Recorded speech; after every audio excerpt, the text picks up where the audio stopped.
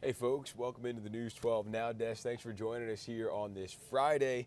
Yes, we have made it to Friday, May the 26th here, 8 o'clock in Augusta. If you are stepping outside today, we'll take a look here. Take a look at this little forecast Tim's got popped up for us. 63 degrees right now in the metro. A pretty nice day out looking outside. A little cloudy, but that's okay. Cooler start than we saw earlier on in the week, but we will take that because it was rainy earlier.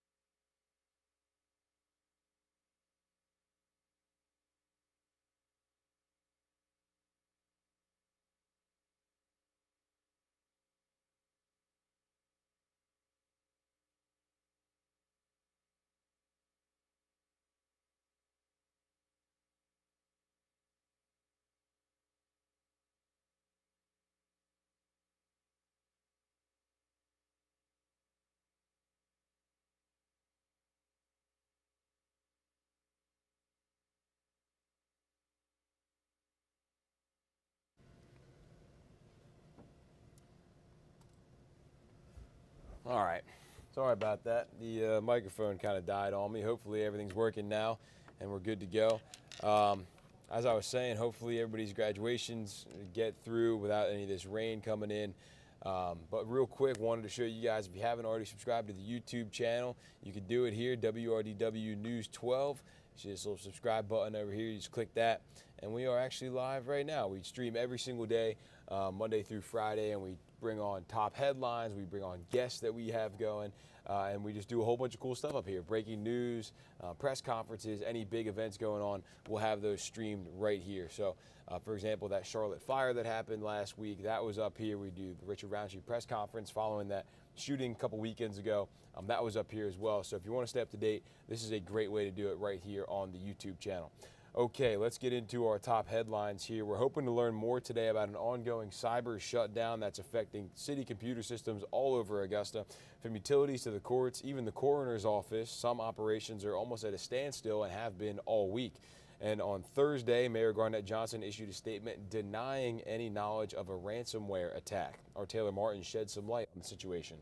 Well, the city's been facing cybersecurity issues for about 5 days now, and today Mayor Johnson denied claims of a $50 million ransomware attack, reassuring everyone they're working diligently to investigate the outage. Unauthorized access to our system. That's the phrasing the city is using to explain what's shutting down computer access. It could mean that someone from the outside of your network has found a way to get into your network, whether through hacking in or through potentially using someone else's credentials. The computer and cyber sciences professor at Augusta University also shared that access could also mean ransomware, preventing the city from using its own data, which the city has denied.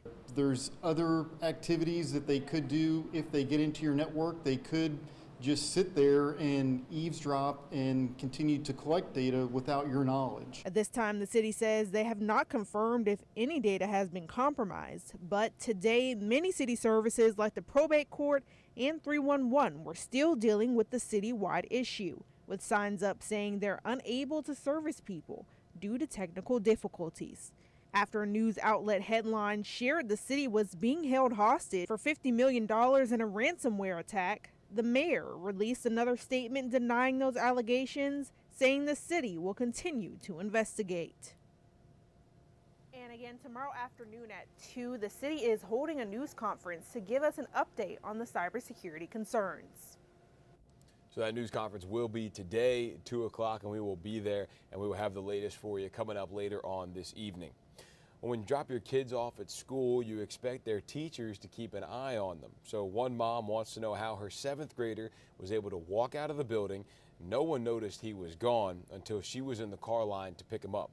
Our team's Meredith Anderson uncovered this might not be the first time this has happened. It's also not the only ball that appears to have been dropped in this case.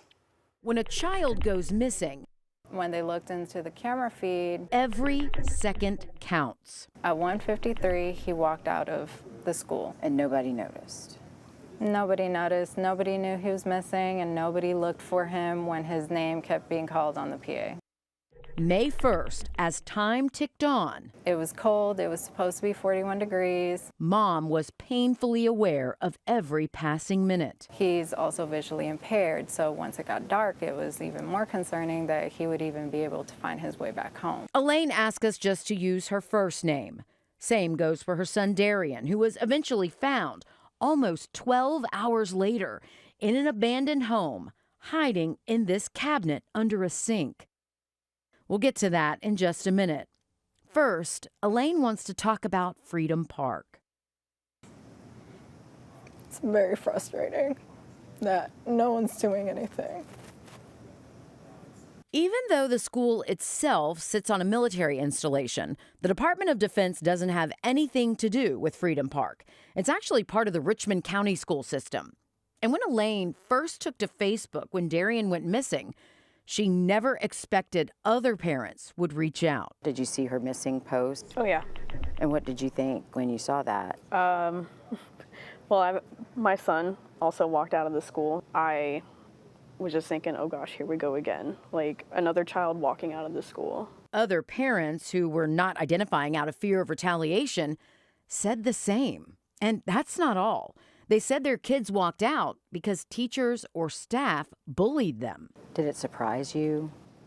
No, honestly, like it did not. That's the same reason Elaine says Darian left. He told her his teacher was giving him a hard time in front of everyone for failing a test. Why didn't you pull my child from the class and ask to speak to him outside? Or why didn't you send my child to the principal's office to be handled there? Why did you have to out him in front of everybody? The whole thing was so upsetting. Darian's doctor on post wrote this note suggesting he be kept at home until the teacher is removed from the school. The teacher is still at the school. We asked for a formal investigation. They said that they would handle it. Richmond County Schools told the I-Team there were 2 independent investigations about all of this, but didn't give us an outcome. The I-Team sent an open records request for the teacher's personnel file. We didn't see anything about this incident in it, so we asked if anything had been added to include it. We were told the Richmond County school system does not release confidential employment records, but after we quoted Georgia's public record law, we did get some answers. We're told the teacher has received no disciplinary action for this or anything else in her career with Richmond County Schools. She's still an employee and has until June 15th to make a decision on her contract for next year. They said that we hope you will trust us to do the right thing and to handle the discipline and ensure that it will be done. Do you trust them? No, I do not. Still, Elaine and her husband recently met with Assistant Principal Wendy May and Dr. Donald Mason, the Assistant Superintendent for all of Richmond County Schools, and recorded the conversation. They said nothing about discipline, but they told them there's a new plan to watch the kids after this. I think that they have come up with a new way to supervise. Yes, we have. Yeah, and on all grade levels, and also we've done it at school-wide, and so we've established that there's certain people, certain places, and that they know where to go and which person they're supposed to be with at every step of the way. For Danielle, it's way too late. Before we moved here, they loved going to school. loved going to school. But every morning, after some time being there, they would tell me, Mom, I don't want to go to school. Meanwhile, abandoned homes on post continue to be an issue. For years, the I-Team has exposed hazards in homes Balfour Beatty, the Army's private contractor, deemed livable. We've shown you problems with some that made families sick. But Elaine took these snapshots of homes where families can't live, but as you can see, are easily accessible. The vacant houses are hazardous. They have mold. There's one behind me that's infested with cockroaches. There's a house next to me that has broken glass. Empty homes on a military installation might be nothing new, but after Darian was found hiding in one, Elaine says the garrison commander promised her the empty ones would be secure. Weeks later, they weren't. So she sent him pictures, and according to this email dated May 10th, Colonel Evans said he was disappointed and that he expected them to be secured, writing, I received no indication that they would not complete the task. Weeks later, Elaine says the homes are still not secure, and she sent the I-Team quite a few pictures. Elaine says she's no longer doing this just for Darian. She's doing it for the other parents who reached out when he was missing. During the time, I didn't want to be flooded with stuff. But I was like, you know what? I'm not doing that. I'm putting it all out there. And Danielle is speaking out for the other moms who wanted to be here to interview too, but backed out at the last minute because they were afraid of the ripple effect it could have on their kids or military spouse. I just don't want it to happen to another family. The public affairs chief at the Cyber Center for Excellence at Fort Gordon tells the I-Team she can confirm Balfour Beatty has taken measures to secure those homes. She also says those not scheduled for repair anytime soon will be boarded up. But of course, we'll keep you posted. Okay, thanks for that, Meredith. And as we normally do, we'll sit down and discuss this in depth a little bit later on, probably next week, early next week, maybe Tuesday, Wednesday, somewhere in there. We'll get Meredith on here on the News 12 Now desk, and we'll talk about that story a little bit more. Okay, moving on here. As we approach Memorial Day, we are honoring 11 African-American veterans from World War II. When they were laid to rest, their graves were never marked with a medallion or a flag to symbolize they served our country until now. Hallie Turner has the story from Cedar Grove Cemetery.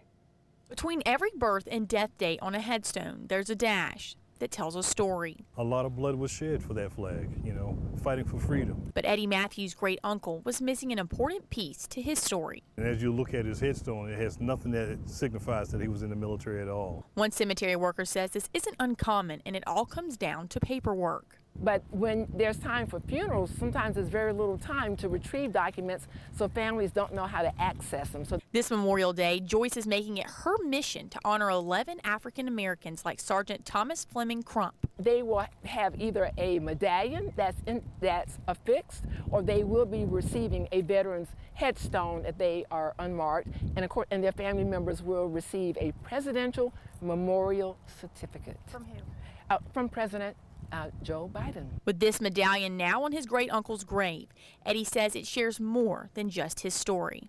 There's an American flag that he signed up to defend. You know, that's on his headstone. There's an emblem that signifies that he was a member of the United States Army. You know, and said that, okay, maybe in your lifetime you didn't get that kind of recognition, but in death, we still want to honor your service. Reporting in Augusta, Hallie Turner on your side. We heard from a number of families at yesterday's event who say they are so grateful for that dedication, well-deserved and long overdue. We're learning new details after a man was shot and killed at an old club in Johnson. Coroner David Burnett says Willie Dublin died of a gunshot wound Friday. Deputies responded to the spot on Walker Street around 7:30 that night, May 19th. Officials say this is an old club in and out of business. According to the Johnson Police Department, the manager, Joe Dukes, recognized Dublin, started arguing with him. Deputies say then he shot Dublin. Dukes was taken into custody Friday night and booked into the Edgefield County Detention Center and is now charged with manslaughter. Today, the Salvation Army will be hosting its monthly Connection with the Community event from 2 to 4. The distribution and resource fair is designed to connect people experiencing homelessness or at risk of becoming homeless with goods, services, and support. The resource fair will take place at the Salvation Army Center of Hope. Graduation season is continuing. Dozens of Lucy C. Laney students and parents flooded the James Brown Arena yesterday to watch those graduates take that final walk as a class. They were one of 5, I believe, graduation ceremonies yesterday in Richmond County. We also had a couple in Columbia County. Today we've got, I think, 4 in Richmond County, Glen Hills, Davidson, ARC, and the Magnet School is at James Brown Arena. And then over at Evans Town Center, we've got Evans this morning at 9:30 and then Greenbrier tonight at 6:30. So congratulations again to the class of 2023. Stop the bleed to save a life. Yesterday at the ER at Sweetwater in North Augusta, EMTs were training how to apply pressure to wounds, packing, and more. This is so they can stay prepared to do their life-saving work. They also took some time to celebrate their staff during EMS Appreciation Week. Stop the Bleed started about right after the shooting at Sandy Hook Elementary School. And after reviewing some of the charts and information, they found that a lot of the children might have been able to be saved had they been able to stop the bleed. Just a heartbreaking story here that you could help turn into a happy ending. The Burke County Animal Shelter says 10 puppies were dumped on Bellevue Plantation near Mill Creek Road. Witnesses say they saw a silver sedan leaving the area near where those puppies were found. Now the shelter is looking for loving homes for these pups. They will be available June 1st for adoption. And as we know, these shelters are all filling up all over the area. So if you're looking for a perfect time to adopt or maybe foster a puppy for a little while, now's a great time to do it. Look at all these sweet faces on these puppies down there in Burke County. Delta employees rallying outside the world's busiest airport yesterday, getting the attention of thousands of passengers and higher-ups. They're pushing the airline giant to let them unionize. Our Abby Kasoris spoke with them on why. I've got your back! I've got your back! This crowd has a clear message. It is time for us to be able to be given the respect and given the accountability that we deserve. Cara Dupuis is a Delta Airlines flight attendant and among those pushing for greater protections on the job. She says she's often put in uncomfortable positions in aircraft that's safe to fly in, but unsafe for crews. We have these overhead bins that are causing injuries every day. These flight attendants, mechanics, and ramp agents represent the more than 20,000 workers who are asking Delta to allow them to join a union.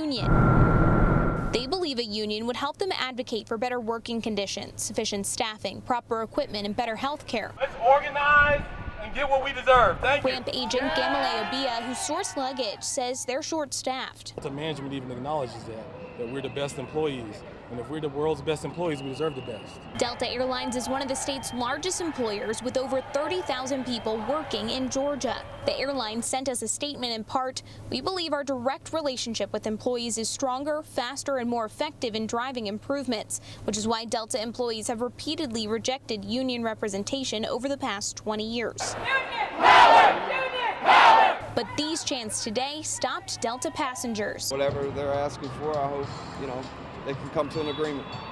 Delta Airlines pilots recently secured a deal through their union for a 34% pay raise. Flight attendants say they also deserve a raise. In Hartsfield-Jackson International Airport, I'm Abby Kasoris. Okay, thanks for that, Abby. Memorial Day is dedicated to the memory of those who have died serving our country. Now, one Georgia native who went unidentified for years will get a proper burial just in time for the holiday. Americus native Army Corporal Luther Story is back home in South Georgia after police escorted his remains there from Atlanta. Story was killed in action during the Korean War on September 1st at just 19 years old. He was awarded the Medal of Honor for his heroic actions on that day. Story will be buried with military honors in Andersonville National Cemetery on Memorial Day. A day after the passing of global superstar Tina Turner, a chauffeur in Atlanta is remembering the time she got the chance to drive the singer around Atlanta back in 2008. Robin Dillards drove the superstar from a private airport to the Ritz-Carlton and then drove her to 2 performances at the State Farm Arena. Dillards remembers Tina asking why there was so much traffic on the way there. We were joking in the car because there was a lot of traffic going downtown, and she said, so where are all these people going to on the Sunday afternoon? I said, really? You can ask me that question. I said, I think they're going to see you. Tina Turner was 83 when she died at her home in Switzerland. Giving veterans the honor they deserve. A Georgia man traveling to Europe this Memorial Day holiday to replace their burial markers. Bill Leventhal's father's cousin served as a lieutenant in the U.S. Army during World War II. He was killed shortly after D-Day, but was buried with a Christian cross, even though he was Jewish. He had a P for Protestant instead of an H for Hebrew on his dog tags in case he got captured by the Germans. Apparently, hundreds of Jewish guys did that, which is why, even though they are Jews disproportionately volunteered in World War II, they're disproportionately underrepresented in the cemetery. The grave markers getting changed this weekend, along with 3 others, thanks to the project Operation Benjamin. A ban on most abortions before many women say they know they're pregnant is now in effect in South Carolina. Yesterday morning, Governor Henry McMaster signed the Fetal Heartbeat and Protection from Abortion Act into law. It bans abortion after about 6 weeks into a pregnancy, allowing for limited exceptions to save a mother's life, for sexual assault victims, and when the fetus has a fatal anomaly that would prevent it from surviving outside the womb. State House reporter Mary Green has the latest on the new law, which has already been hit with a court challenge. 2 years ago, when Governor Henry McMaster signed South Carolina's previous 6-week abortion ban into law, this was the State House lobby, packed full of lawmakers, supporters of the bill, and reporters. That law was later struck down. A much different scene Thursday when the governor signed South Carolina's new 6-week ban in a private ceremony in his office, joined by just a handful of legislators and no press invited. McMaster later issued a statement saying, in part, this is a great day for life in South Carolina, but the fight is not over. Just an hour after the governor signed the legislation, South Carolina abortion providers, including Planned Parenthood, filed this lawsuit in Richland County. They argue the new law is nearly identical to the one the state Supreme Court ruled was unconstitutional and an unreasonable invasion of privacy. We believe that they will respect the precedent set forth by this court just this year and strike this law down. The court's ruling came in a 3-2 decision 4 months ago. Since then, the author of the majority opinion and the state's only female justice, Kay Hearn, retired and was replaced by Justice Gary Hill, forming an all-male Supreme Court bench. Senate Majority Leader Shane Massey says they tweaked the language of the new legislation to respond to justices' opinions when they struck down the former law. I feel good about where we are. We haven't targeted this at all based on the new makeup of the court. The idea of changing the legislation was done to address the concerns that were raised, and I think we've done that. Republican John McCravey, one of the House's chief advocates for a total abortion ban, says he too believes they're in a good spot because of both the new bill's language and because of the new court. Hopefully we'll prevail this time. I believe that the new Justice, Gary Hill, from my conversations with him when he was running for this seat, he is a strict constructionist with the Constitution in mind, so I think that if he applies that, we'll be in good shape. The abortion providers filing that lawsuit have requested a judge temporarily block the new law from taking effect as the court challenge works its way through the legal system. A hearing on that motion is scheduled for Friday morning in Columbia. Reporting from the State House, I'm Mary Green. So before that new law went into effect yesterday, abortion had been legal in South Carolina before about 20 weeks into a pregnancy. That was one of the least restrictive laws in the Southeast, leading to what many Republicans were calling South Carolina the abortion destination of the Southeast. A man accused of conspiring with former Low Country attorney Alec Murdaugh to steal more than $4 million, pleaded guilty in court yesterday. Suspended attorney Corey Fleming pled guilty in federal court to conspiracy to commit wire fraud. Murdaugh recommended the family of his former housekeeper, Gloria Satterfield, to hire Fleming to help them get settlement money after she died at the Murdaugh's estate. Murdaugh and Fleming are being accused of taking that money for personal gain. During his court hearing, Fleming agreed to be a witness for the government if they call on him for future investigations. In exchange, the federal prosecutors will recommend he serve any convicted jail time in federal prison instead of state. He's also agreed, and as has his attorney mentioned in the bond hearing, that he is going to relinquish his law license both in Georgia and South Carolina. So we think those are all notable things. Our main goals are really to hold people fully accountable for their crimes and to do our part to make the victims whole. And so Corey Fleming's plea today advances both of those objectives. Fleming faces up to 5 years in prison and a $250,000 fine. With summer holidays on the horizon, Airbnb is taking steps to crack down on parties across the two-state and across the country. The short-term rental company is blocking certain 1- and 2-night reservations over the Memorial Day weekend. The company says they did something similar last year to reduce the number of parties, and it was a success. Officials say this helped stop unauthorized bookings for the wrong reasons. It's meant to back up our policy, which is to ban parties. We know that there may be increased attempts to try to throw a party over Memorial Day weekend or over the 4th of July weekend. So this elevated system and technology aims to stop more potentially risky reservations and reduce the risk of disruptive parties. The company says it plans to do the same thing for the weekend of the 4th of July, and they've been working to make the app more transparent and more affordable. In Charleston, a hospital is teaming up with an international charity to help doctors in Africa.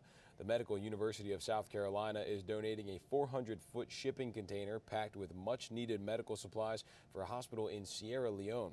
Doctors and volunteers have worked for more than a year to learn about what the hospital needs and collect those supplies. We are in a, area of great wealth, and things that we take for granted, they will just be so thrilled to get this equipment to try to help.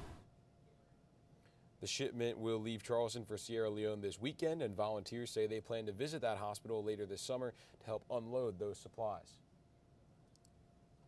Charlotte firefighters got emotional in their first public remarks about fighting a massive fire a week ago that killed 2 people, but they were able to rescue 15 others. One man was stranded on top of a crane, and firefighters were concerned about the possibility of that crane collapsing in the 2,000-degree heat of that fire.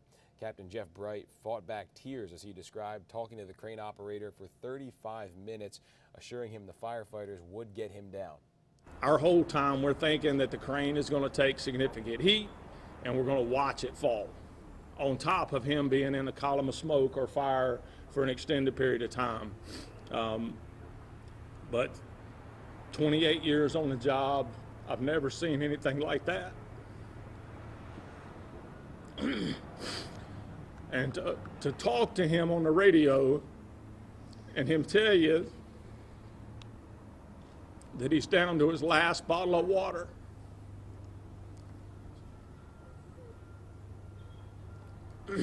Probably the most important phone call that I've ever received was him. Captain Bright says he's talked to that crane operator every day since the fire. Well, there's just 1 week left until the Treasury Department says the country is likely to run out of money to pay its bills. That leaves little time for Congress to pass a bill to raise the debt ceiling, but so far there's still no deal between the House Republicans and the White House. Skylar Henry has more details from Capitol Hill. Both House Speaker Kevin McCarthy and President Biden say they're optimistic a deal can be reached to avoid the nation defaulting on its debt. Now, I want to be clear that the negotiations we're having with Speaker McCarthy is about the outlines of what the budget will look like, not about default. It's about competing visions for America. Nothing will be resolved till we solve them all. We know where our differences lie. We worked well in past midnight last night. We're back at it today, trying to get to the conclusion that we can solve this whole problem. Lawmakers left Washington for the Memorial Day weekend while talks continue. The House should absolutely leave town. There's nothing more for the House to do. The Senate should pass Limit, Save, Grow. I think if you listen that they're making progress. I expect us, based on what everyone's saying, the body language, that we'll be back here. The biggest sticking point remains spending. Democrats have offered to freeze spending at current levels, but Republicans want to cut the budget. We're at a sensitive phase with sensitive issues that remain.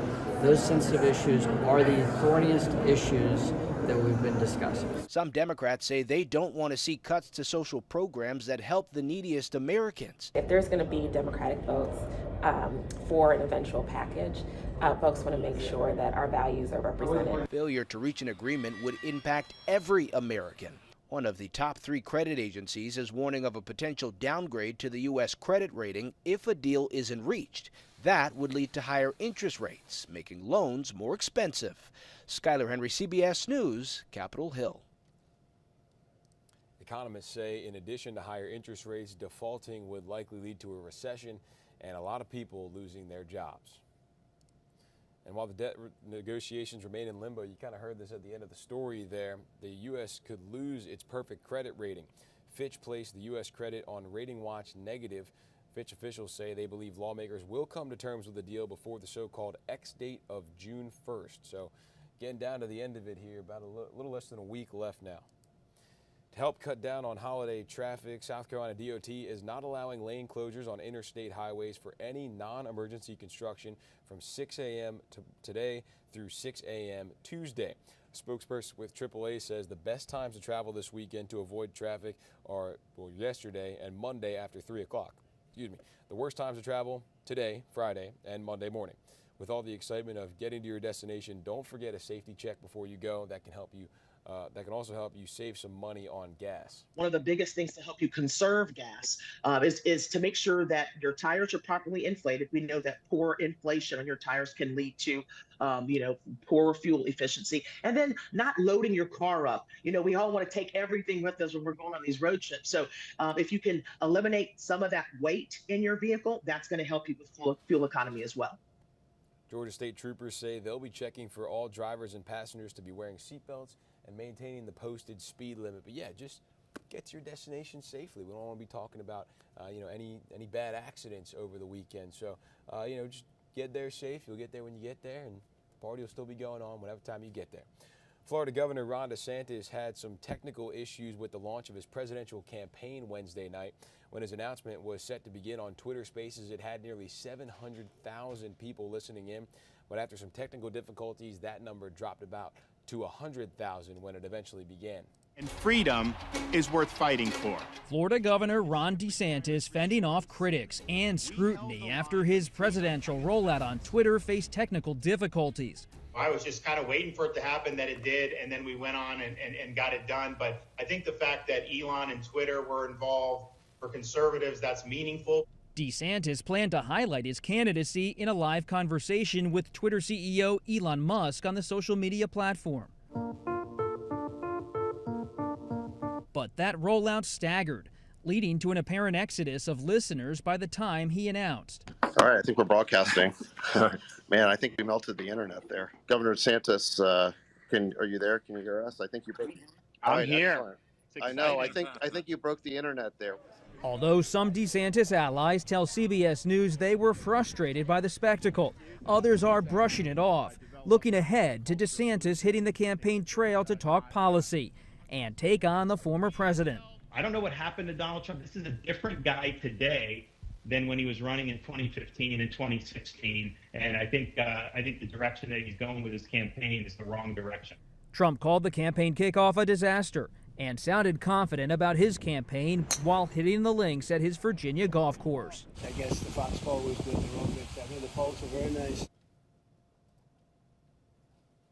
The polls have certainly been in Donald Trump's favor over recent weeks, but we'll have to see if that changes now that Governor DeSantis has officially joined the race. Before, it was just all speculation. The top national Republicans say they do not believe the technical issues will leave a permanent mark on the DeSantis campaign, since he has an enormous field and advertising efforts behind him as he starts to hit the road for the campaign trail next week in Iowa and New Hampshire. We're learning new details in the murder of Gabby Petito, who was found dead while traveling cross country with her fiance, Brian Laundrie. It's about a letter written by Laundrie's mother, which attorneys for the Petito family say proves she knew Gabby was dead when authorities searched for her. Jen Sullivan has a closer look. Can I get you to step New details emerging into the Gabby Petito murder case. A letter from a mother to her son, seen as a victory for the Petito civil lawsuit against the parents of their daughter's former fiance, Brian Laundrie. We're happy to have it. We fought hard to get it. We've been fighting for over a year to get that letter. 22-year-old Petito was found dead while traveling with 23-year-old Laundrie back in 2021. Now we're getting a first look at the letter written by Laundrie's mother, Roberta. The note is labeled "Burn After Reading," and in it she promises her son a shovel, a garbage bag, and a jailhouse cake with a file in it. The letter includes references to other things, not just those details. The question, when did she write it? Laundrie's attorneys say she wrote the letter before her son took off on a cross-country trip with Petito. If you look at Mrs. Laundrie's affidavit, she states in there that that's a reference to a book that Gabby had given Brian that was called Burn After Writing. But the attorney for the Petitos argues the letter was written after her murder. The letter was made public after a hearing in the civil lawsuit brought by Petito's parents. In my mind, that clearly shows that she knew that Gabby Petito was deceased, and it's up to the jury to decide when that letter was written. Petito was found dead in September 2021 near Wyoming's Grand Teton National Park. Laundrie disappeared for a time and later died from a self-inflicted gunshot wound. His body was found in a nearby reserve, along with a handwritten note confessing to ending Petito's life. I'm Jen Sullivan reporting. During the search for Petito, Laundrie was declared a person of interest while he was staying with his mom in Florida. It's been 3 years since an officer held his knee on George Floyd's neck for more than 9 minutes, killing him. 4 former Minneapolis police officers either pled guilty or were found guilty on federal and state charges. Esme Murphy reports on what's being done to keep Floyd's legacy alive. Thank you. Attorney General Keith Ellison, who prosecuted all 4 officers involved, has written a book, Break the Wheel, Ending the Cycle of Police Violence. Well, I think a lot of people's attitudes about this problem of excessive force, unreasonable force by police against civilians, including Black people, people of color, I think there's a recognition that in fact it does happen and it is a problem. George Floyd's girlfriend, Courtney Ross, is almost finished with a children's book she is writing about grief. It's really helped me get through this process of grieving, which never really ends, but it's helped me the past year specifically. George Floyd's brother, Philonis, has created the Philonis and Keita Floyd Institute for Social Change with his wife to promote social justice in his brother's memory. And we put this organization together to be able to help others in need of what's going on in the world, not just from like aspects of police brutality, the aspect of being able to help kids understand that they can do better things in life by helping provide them with things like from backpacks for school. If we have the opportunity to make sure that they have computers or something like that, even just take them fishing. Local activist Nikema Levy Armstrong believes a lot more needs to happen. There has been greater awareness, not only in Minnesota, but really around the country and around the world, about the systemic nature of police violence and the need for police accountability. I don't think that enough has changed in light of the magnitude of the problems that we are dealing with.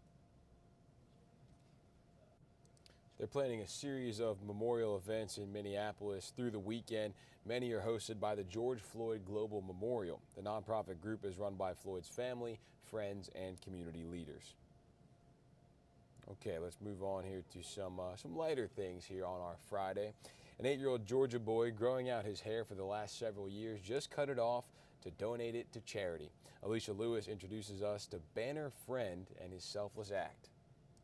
It all started when his mom told him it was time for his first haircut, and he told her he was not feeling that idea until she explained that there are kids in dire need of hair. She says that changed his outlook. I think it's really important that these kids learn the importance of giving back and helping and encouraging other kids and other students to do the same thing. He decided to donate his hair to Locks of Love. It's a nonprofit that provides hair pieces to children across the nation suffering from long-term medical hair loss like alopecia and cancer. They accept hair that is at least 10 to 12 inches long. but Banner ended up having 16 inches, so it was a little more. So we're not really sure how many we're going to be able to help, but we're excited that we're going to help some. Banner says he is planning to grow his hair out for another 8 years just to cut it again. I'm basically just going to let it grow and do it again, and then I'm going to let it grow so it can like swoop kind of. Good for that kid, already showing what it's like to be able to help people out, and it's good parenting right there as well. So just good job all around. The charity Locks of Love has been around since 1997. It takes 10 to 12 ponytails to make a single wig. So if you've got long hair and you're thinking about cutting it for the summer, you know, take the heat off a little bit, Locks of Love is always a great option. I think my sister did that one time back in the day. Do you think you're too old to make your dreams come true? Well, you're not. There's one Georgia woman who is ready to prove you wrong. Peggy Cobb celebrated her 108th birthday by releasing a book that she wrote and illustrated. Sawyer Bucky has the story. I was going to write this story around the idea of age, because 108 feels remarkable. But it is not remarkable to Peggy Cobb, because she doesn't think about it. I think curiosity really should be my middle name. I'm curious about everything that's going on, but also I have a wide range of interests. One of those interests is art. She was an art teacher for decades. She loves children's books and is already the author of multiple reads. Now, just in time for her 108th birthday... I don't like the word 100, so I say 0 instead. Oops, birthday 108. She's a published author again. And Peter Pan actually is only 5 inches tall. She didn't just write this book, she illustrated it too. It's about Painter Pan, a character whose vibrant colors on his cape create rainbows. Swish, swash, swoosh. The story has been written for some time, brought to life by Peggy's illustrations many years ago. It's a story children in Peggy's family grew up believing in. They watched for Painter Pan, remembered him with every rainbow. It's a little uplifting, and you think about it after the book is closed. But this is the way I feel about this one right here. I'm just gonna keep going.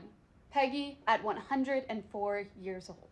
It seems that there are values in this house lived by daily. Many of them have to do with a choice we all have, to live with creativity and possibility instead of limitation. Furnish your mind well, and you will always have a comfortable place to live. Furnish your mind well, and you will always have a comfortable place to live. Well said by someone who's got a lot of years of wisdom to be able to pass along. So it's never too old to chase that dream. A 95-year-old man is playing pool again after a major health scare. He collapsed and stopped breathing last month, but this week he got to thank the paramedics who saved his life. Eddie Dowd reports. At 95 years young, you can find Alan Kagawa at 8 Fat 8 Bar and Grill every Monday and Wednesday doing what he loves. Playing pool. On April 10th, a Monday, he came to the bar like normal. That evening, Honolulu EMS says they got a call that the 95-year-old had collapsed. Luckily, an EMS unit was nearby and paramedics were able to respond in 4 minutes, where they found Kagawa in cardiac arrest with no pulse. The paramedics who responded were able to quickly perform life-saving measures, and Kagawa started showing signs of life. Every minute that goes by in cardiac arrest without CPR and AED, the survival rate drops by approximately 10%. Kagawa was transported to the hospital where he stayed for a month.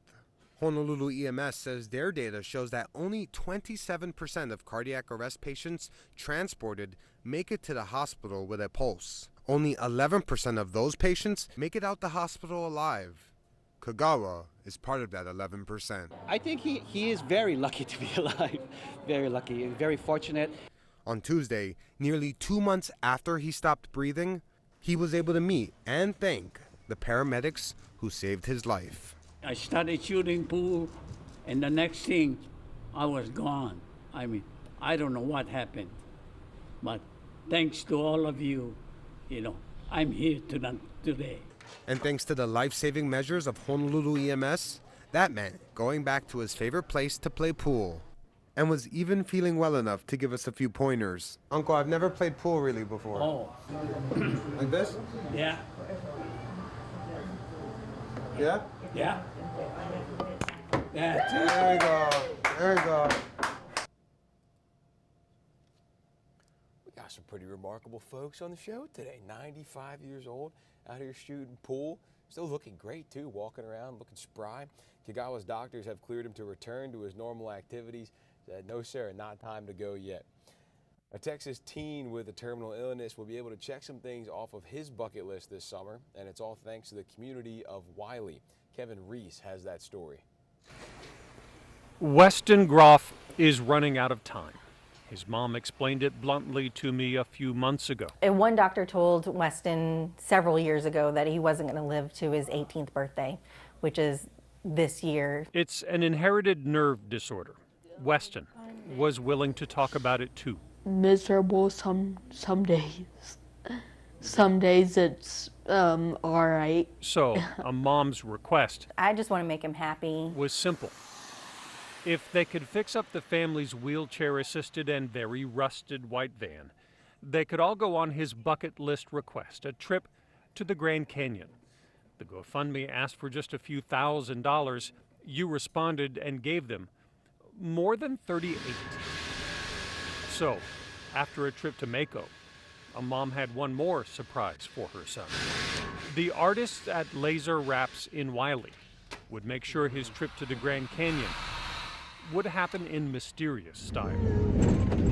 Weston's brother and sister got the honors to make the delivery, complete with the Wiley police and fire escort. Sandy, it looks so good! Weston waiting at Wiley High School. Did you just notice? The Weston Groff Grand Canyon bound mystery machine arrived. Oh my goodness, it looks so good.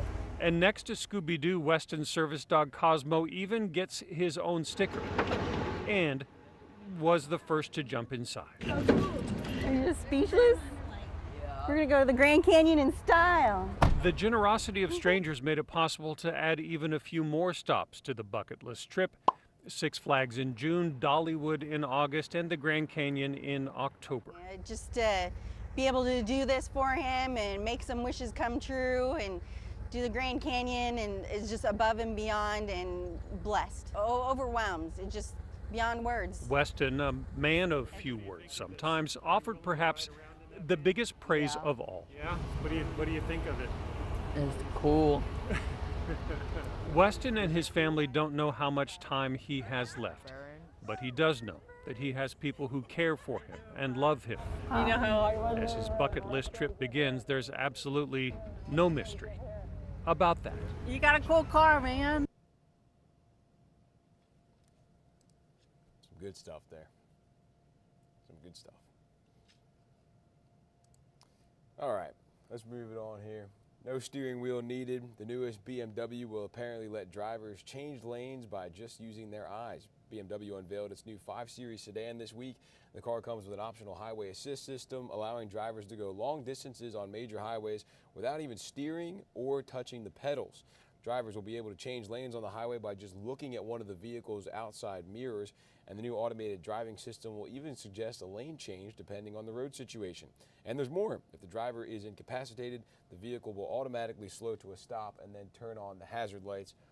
I don't know, it seems kind of risky to me if you accidentally glance at the mirror, changing lanes automatically. It seems like a little bit of a risk. Home prices may be slowly going down, but an expert with bankrate.com tells us in some places in the country, it's still a frustrating time to buy. Consumer investigator Rachel DePompa looks into what first-time home buyers can expect this year. The housing market has slowed down a little across the country. In some areas, it's no longer that raging boom we saw during the pandemic and as the pandemic was winding down. At the same time, interest rates are rising, and higher interest rates means higher mortgages. Yes, home prices have declined, but they haven't really declined much. So the cost of that house that you want to buy might be a little bit less than it was a year ago, but not significantly so.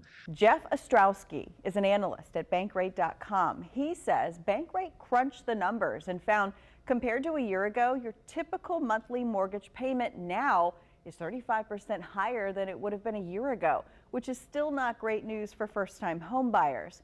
Ostrowski says this is the time to look at where you are financially. He says it doesn't make sense to buy if you're not planning to stay in a location for 5 years or more.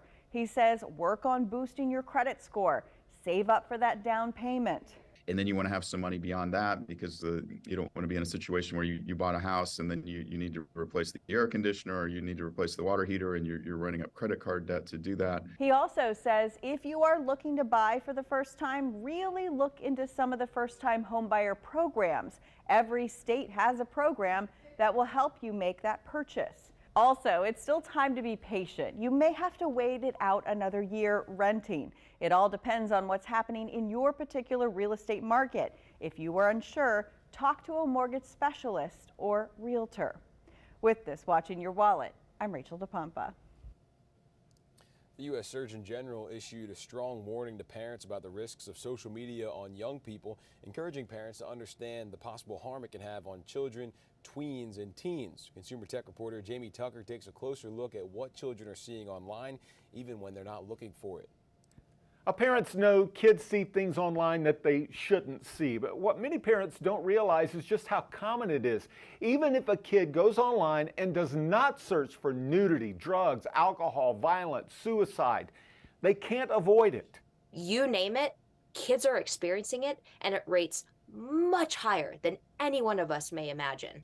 Tanya Jordan is the Chief Parenting Officer at Bark, a company that just released an annual report on children and the content they see online. 88% of teenagers experience violent subject matters. 66% of tweens engaged in conversations about alcohol and drugs. 64% of teenagers were involved in self-harm or suicidal situations. 82% of teenagers and 62% of tweens encountered nudity or sexual content. They're not even looking for this stuff. It's just there. But the Surgeon General's report puts the responsibility on parents and kids to avoid this type of content. And the only way to do this, Jordan says, is to prevent access to the devices. Easier said than done when they and their friends already have access to Snapchat, Instagram, online video games, and other platforms. You do not have to give your child access just because all of their friends have it. It's okay to delay. I have never heard a parent say, you know, I should have given my child access to XYZ sooner. Not once. Flip side, heard way too many parents say, I wish I would have waited. It is clear, if not obvious, that all of these things pose a serious risk to teenagers, tweens, and children. But some parents have found there is strength in numbers. We'll talk about that next time. That's What the Tech. I'm Jamie Tucker. The North Augusta Yellow Jackets are hitting the gridiron for their spring game, and the Green Jackets took on the Kannapolis Cannonballers last night. Dan Booth's got your sports. Good morning, everyone. Football season might not start until August, but a couple of our local teams were on the gridiron in front of their loyal fans for their spring games. North Augusta is one of those teams getting some off-season work in. The Yellow Jackets have their hearts set on getting back to the playoffs after making a second-round exit in the fall. With former head coach Matt Quinn stepping away after just one season with the Jackets, this year the program will be under new leadership once again. I caught up with interim head coach Richard Bush to discuss what he hopes his players gain from playing in a scrimmage like this. I'm from here, so this place means a lot to me. It's really good when you got a great group of coaches, and that's what we have. We have an unbelievable group. The kids have been unbelievable. They work hard every day. They play hard. They work hard. You know, that's all we're going to ask. And it's been a great opportunity, and I've loved every bit of it. The Jackets finished last season with a 6-6 record, winning their region title after going unbeaten in region play. The Green Jackets were at SRP Park continuing their series against Kannapolis. The Green Jackets make it 2 in a row against the Cannonballers, getting the win 4-3.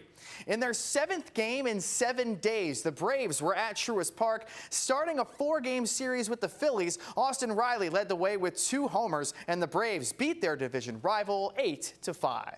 That's it for sports. Have a great day, everybody. All right, thanks for that, Dan. 3 years ago, Casey Mason adopted Cooper from the Aiken County Animal Shelter, and their bond led Mason to write a children's book about Cooper called I Just Want to Snuggle. News 12's Will Volk has the story. Cooper is back at the shelter. He seems all right. I was worried he might be a little nervous, but I promised him he wasn't staying. This is where Casey Mason met him 3 years ago. She took him for walks while volunteering. Felt like he was supposed to be my dog, so I brought him home. Mason says it's been 3 great years filled with lots of snuggles. He's a good boy. We were snuggling with him on the couch one day, and my husband said he would make such a cute children's book. And there was the idea. She spent 6 months turning Cooper's story into a book. I never imagined that I would write a children's book. He is 100% the inspiration, and it's amazing to think what that choice of adopting one dog has led me to. Now you have a chance to start your own story while Cooper and Mason share theirs. This weekend, they'll hold a book signing, and the Aiken County Animal Shelter will offer free adoptions. There's so many dogs in shelters and rescues, and that's not where they need to stay. They need to have a home to go to, and I'm sure there's lots of other dogs like Cooper that just want someone to snuggle. She found her snuggle buddy, and she hopes this book helps you find yours, too. In Aiken, Will Volt, on your side. And that book signing will be tomorrow from 11 to 1. You can get a book then, or if you want to order one online, we've got information how to do that up on our website, WRDW.com. Adoptions at the shelter will be free tomorrow from 1 until 4:30. We've also got plenty more information on other stories up on our website, so check those out. Also, if you are watching this on the website, be sure to download our streaming app, and then also, subscribe to the YouTube channel. Let me show you how to do that again real quick. Hey, look, we're live. If you go to this, YouTube.com, and you go to WRDW News 12, just hit subscribe right here, and then you can watch our top headlines. We stream every day. Top headlines, we bring guests on, we stream press conferences, breaking news, anything that's going on, we've got it here on the YouTube channel and then on our streaming app as well. So download those two things, subscribe, and you'll be up to date with everything that's going on in our community.